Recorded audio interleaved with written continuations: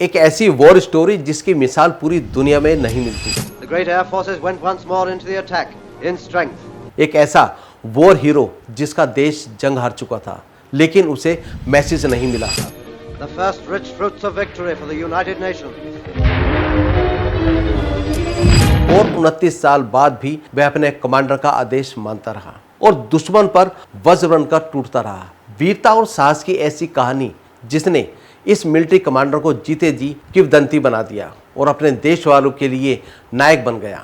एक ऐसे सैनिक की अद्भुत कहानी। अंग्रेजी की एक कहावत है, स्ट्रगल एंड शाइन। मुसीबत वक्त में जो लोग साहस का परिचय देते हैं वही इतिहास रचते हैं। जंग के मैदान में टिके रहने के लिए सिपाही की ताकत, हथियार और रणनीति तो होती ही है, लेकिन जंग जीतने का रास्ता साहस से ही तय होता है। हम आपको एक ऐसे मिलिट्री ऑफिसर के बारे में बताने जा रहे हैं जो जंग खत्म होने के बाद भी 29 साल तक मोर्चे पर डटा रहा और दुश्मन को नुकसान पहुंचाता रहा, जो अपने साहस की बदौलत जीते जी किंवदंती बन गया। हीरो ओनिडा, जिनकी स्टोरी दुनिया की सबसे यूनिक वॉर स्टोरी है। साल 1944 का था। सेकेंड वर्ल्ड वार अपने परिणाम की ओर बढ़ रहा था। पर्ल हार्बर अटैक के बाद अमेरिका जापान को सबक सिखाने की तैयारी में था। 26 दिसंबर 1944 को जापानी इंपीरियल आर्मी के सेकंड लेफ्टिनेंट हीरो ओनिडा को फिलीपींस में लुवांग के एक छोटे से द्वीप पर भेजा गया था। उसे ऑर्डर दिया गया था कि जितना भी पॉसिबल हो सके अमेरिकी आर्मी के मूवमेंट को रोके। उसे हर कीमत पर अपनी वॉर कंटिन्यू रखनी थी और कभी सरेंडर नहीं करना था।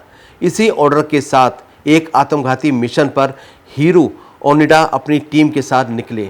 अमेरिकी आर्मी ने पूरी ताकत से अटैक किया और फरवरी 1945 में लुवांग द्वीप पर कैप्चर कर लिया। बहुत से जापानी सोल्जर या तो मारे गए या उन्हें सरेंडर करना पड़ा, लेकिन सेकंड लेफ्टिनेंट हीरो ओनिडा और उनके 3 साथी किसी तरह जंगल में छिपे रह गए। उन्होंने वहीं से अमेरिकी आर्मी और उनका साथ दे रहे लोकल सोल्जर्स और लोगों के अगेंस्ट गुरिल्ला वार छेड़ दी।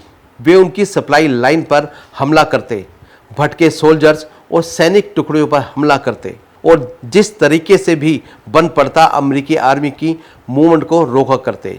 उसी साल अगस्त 1945 में अमेरिका ने जापान के 2 शहरों हिरोशिमा और नागासाकी पर परमाणु बम गिराया और भारी तबाही के बाद जापान को सरेंडर करना पड़ा। दूसरे विश्व युद्ध की समाप्ति का ऐलान हो गया।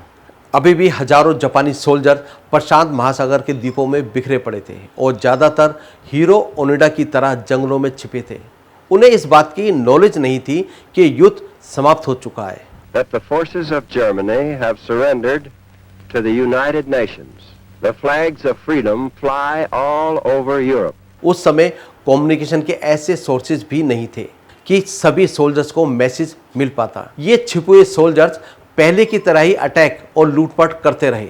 इन अटैक को रोकने के लिए अमेरिका की आर्मी ने सरेंडर हो चुके जापानी आर्मी और गवर्नमेंट के साथ मिलकर फिलीपींस के जंगलों में हजारों पर्चे गिराई, जिसमें अनाउंस किया गया था कि युद्ध खत्म हो चुका है और अब हर एक सोल्जर्स को अपने घर वापस लौटना चाहिए।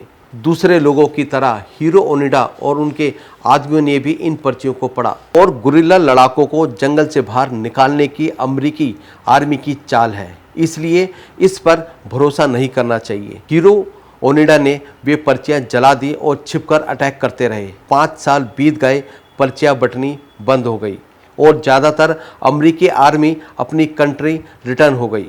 लुवांग की लोकल जनता भी अपने काम खेती और मछली पालन में लग गई, लेकिन हीरो ओनिडा की टीम वार के मोड में रही और जो मिलता उस पर अटैक करते रहे। परेशान होकर फिलीपींस की गवर्नमेंट ने नई पर्चियां प्रिंट कर उन्हें जंगल में गिरवाया, जिसमें लिखा था, बाहर आ जाओ, युद्ध खत्म हो गया है, तुम हार गए हो। हीरो ओनिडा और उनके लोगों ने इन पर्चियों पर भी भरोसा नहीं किया और झूठ मानकर अटैक कंटिन्यू रखा। हीरो ओनिडा साल 1974 में यानी सेकेंड वर्ल्ड वार खत्म होने के 29 साल बाद जापान रिटर्न लौटा। 18 साल की उम्र में सोल्जर बने हीरो ओनिडा जब 29 साल गुरिल्ला वार लड़कर जंगल से निकले तो उनकी उम्र थी 52 साल। पूरे जापान में इस हीरो का स्वागत किया। वह अपने देश में एक तरह से सेलिब्रिटी बन गया। रेडियो के तमाम प्रोग्राम्स में वह अपनी वीरता के किस्से सुनाने के लिए बुलाया जाने लगा। गुरिल्ला युद्ध के बारे में उसने अपनी आत्मकथा no surrender, my third year war समेत कई बुक्स भी लिखी। उसने ब्राज़ील में भी एयरफोर्स की ट्रेनिंग के लिए काम किया। जापान में यूथ पर उसने संस्था चलाई। साल 2014 में 91 साल की उम्र में टोक्यो में हिरो ओनिडा का निधन हो गया। लेकिन इस वीर सोल्जर की कहानी सदा सदा के लिए अमर हो गई।